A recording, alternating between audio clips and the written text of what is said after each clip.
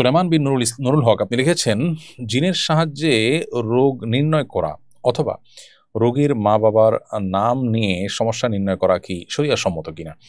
জিন আল্লাহ তালার মাখলুক এবং সৃষ্টি অন্যান্য মাখলুকের মতোই জিন থেকে বৈধ সহযোগিতা করা নেওয়া যায়, জাস্ট বৈধ সহযোগিতা নেওয়া যেতে পারে। এর বাইরে জিনের সংবাদের উপর নির্ভর করার সুযোগ নেই। আবার জিনদেরকে আজকাল বিভিন্ন কবিরাজরা যেরকম তাদেরকে বিভিন্ন কাজে লাগায় এবং তাদের বিভিন্ন সহায়তা নিয়ে থাকে, যেটাকে ইস্তেআনাহ বিল জিন বলা হয়, অর্থাৎ জিনদেরকে দিয়ে জিনদের সাহায্য নেওয়া। তো সেরকম সাহায্য নেওয়া নাজায়েজ। মৌলিকভাবে একজন মানুষ, সাধারণ মানুষ থেকে সাহায্য নেওয়ার মতো সাহায্য নেওয়া ঠিক আছে, কিন্তু তাকে দিয়ে তার যে আল্লাহ তালা একটা বিশেষ শক্তি দিচ্ছে সেটা দিয়ে সে আপনাকে বললো অমুক জায়গায় এটা হচ্ছে, সে একটু দূরে দেখতে পায়, সে তথ্য আপনাকে দিল, গায়েব জানার মতো এরকম বিষয়গুলো তাদের সহযোগিতা নেওয়া জায়েজ নয়।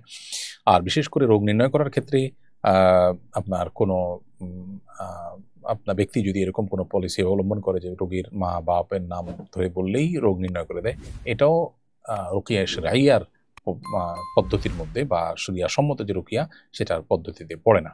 এ ধরনের ব্যক্তি থেকেই বিরত থাকা উচিত এবং এ ধরনের ব্যক্তির সাহায্য নেওয়া থেকে বিরত থাকা উচিত এবং তাদের থেকে দূরে থাকা দরকার। নুরুল আজিম আপনি লিখেছেন, নামাজের প্রথম সিজদা থেকে উঠে দ্বিতীয় সিজদা যেতে সর্বোচ্চ বা সর্বনিম্ন কোনো সময় লিমিটেশন আছে কিনা? নামাজের প্রথম সিজদা থেকে উঠে সোজা হয়ে বসতে হবে আপনাকে এক তাসবিহ সুবহানাল্লাহ বলার সময় পরিমাণ।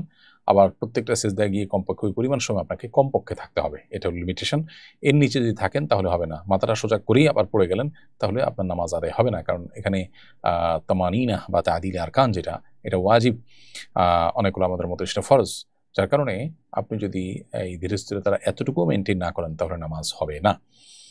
তো এই জন্য একটা তাসবিহ পরিমাণ সময় কমপক্ষে আপনাকে দুই সিজদার মাঝখানে সোজা হয়ে বসে অপেক্ষা করতে হবে, আবার সিজদায় কমপক্ষে পরিমাণ সময় থাকতে হবে। আর যত বেশি সময় থাকবেন নামাজের কোয়ালিটি তত ভালো হবে, নামাজ তত মানসম্মত হবে।